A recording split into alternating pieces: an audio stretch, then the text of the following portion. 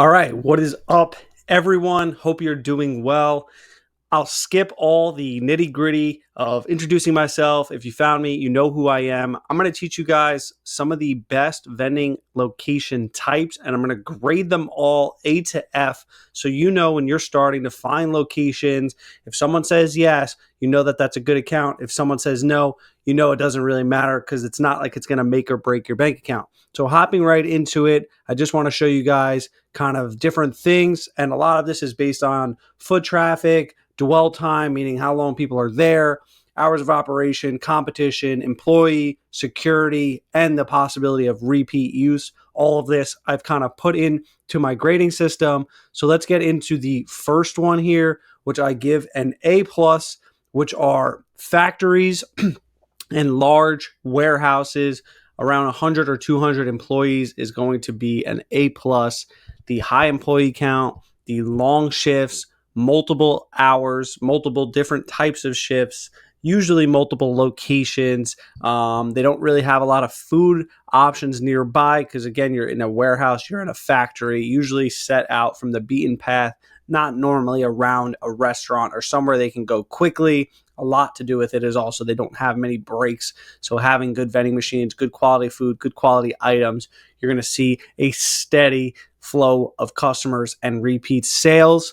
Moving right along to the next option that I think is they could be about equal, which would be distribution centers, logistic hubs. I put them as an A. They're a little bit harder to get, I would say, for most people. Getting a distribution center like an Amazon or any Pro Logistics, like any of these big companies, will be a little bit harder. But you do have blue collar workers, and it is just a known fact that blue collar workers spend a lot more on vending machines. I've seen it. I started this business in offices, office buildings. They don't spend nearly as much as a blue collar worker, and they'll also have a higher average order volume, a higher AOV, so they'll buy more than one item from your machines. Most of them are 24/7 shifts, so they're open every single day, so you're never missing out on making a sale with your vending machines, and they usually don't have that many breaks, usually a 15 and a 45 or a 15 and a 30, and it's excellent for any type of soda, any drink, any snack. They're just looking for something quick, kind of get them through the day, get them to eat something, and they're not really looking for the best machine or the best quality products. They just want something that they could eat and drink, and a machine that works essentially. And similarly to that would be manufacturing plants. I think manufacturing plants are an A. Any type of manufacturing, whatever they're making, that type of work, that repeated kind of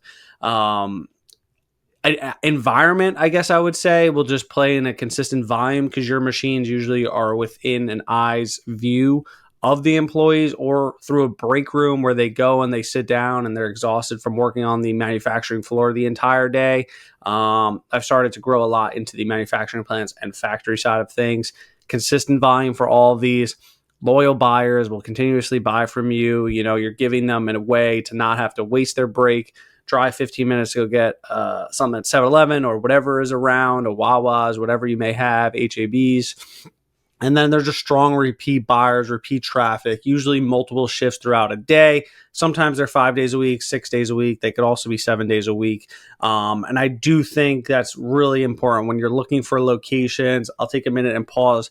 When you look for locations, if I don't mention one, just always look for foot traffic, hours of operation, see if they have multiple shifts, make sure it's secure, and see what type of atmosphere it is, because usually it all depends on those factors. Also, having captivity, which sounds bad, not like kidnapping people here, but having them captive at a location for long hours or long work shifts, they'll obviously be using your machine a lot more.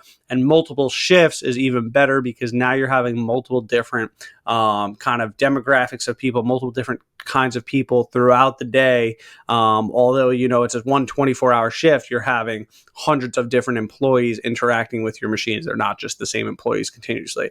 If you're liking this info, though, so far, make sure you hit that subscribe button.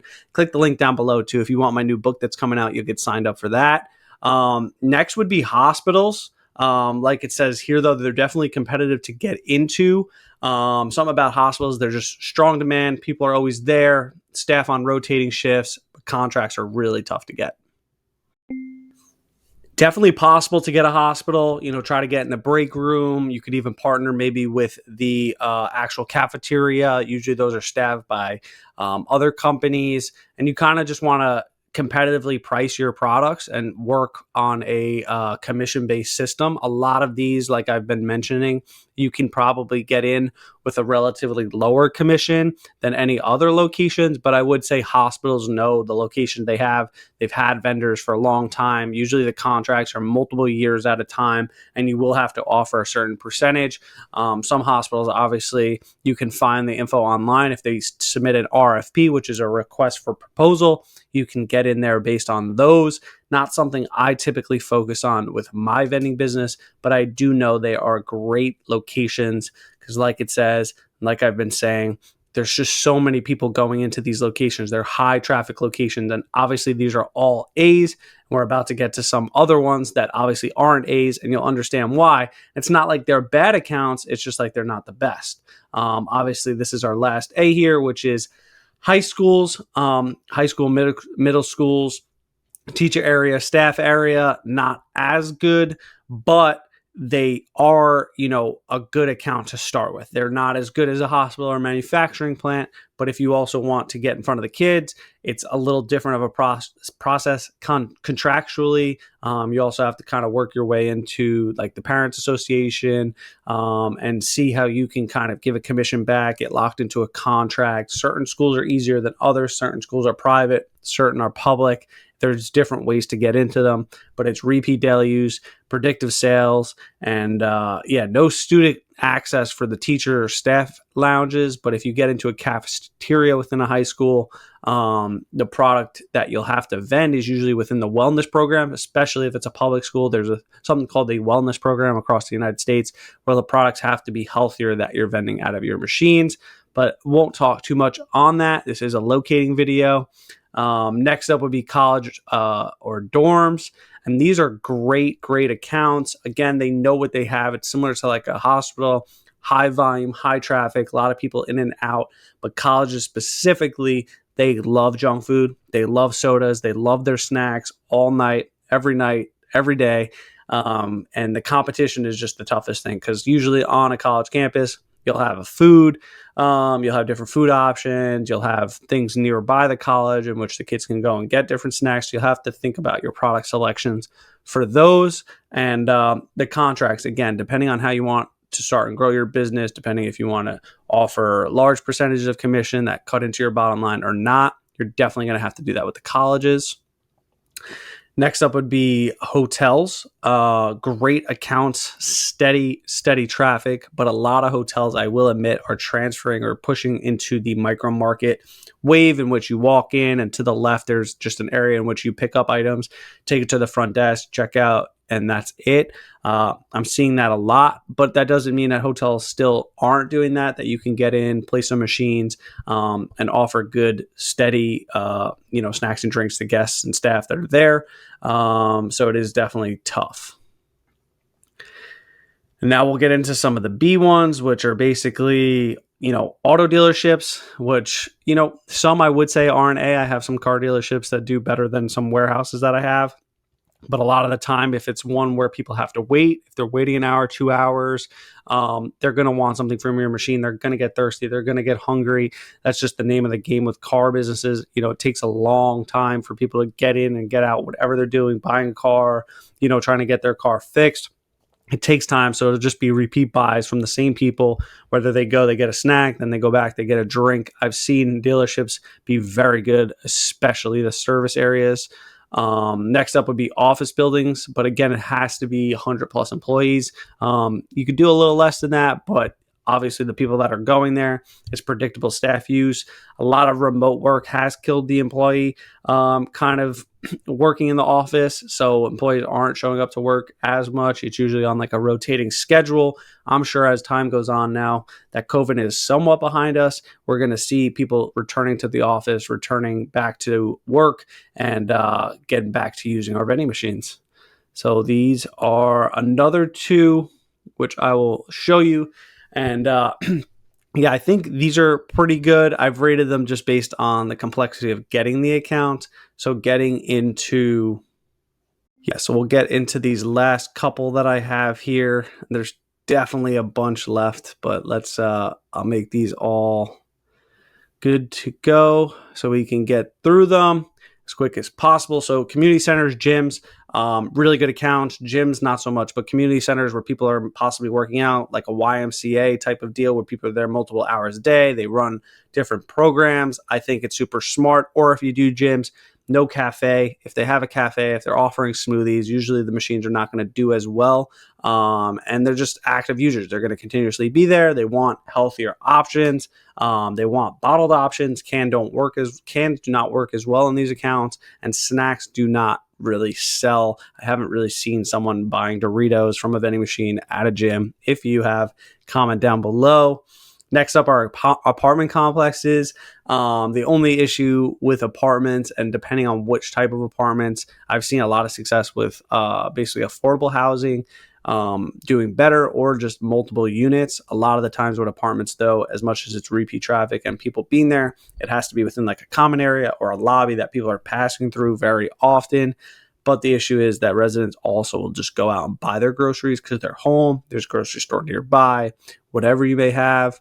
Truck stops, also good. It's actually one of the first locations I had started with was a kind of truck stop, but it was also like a distribution center.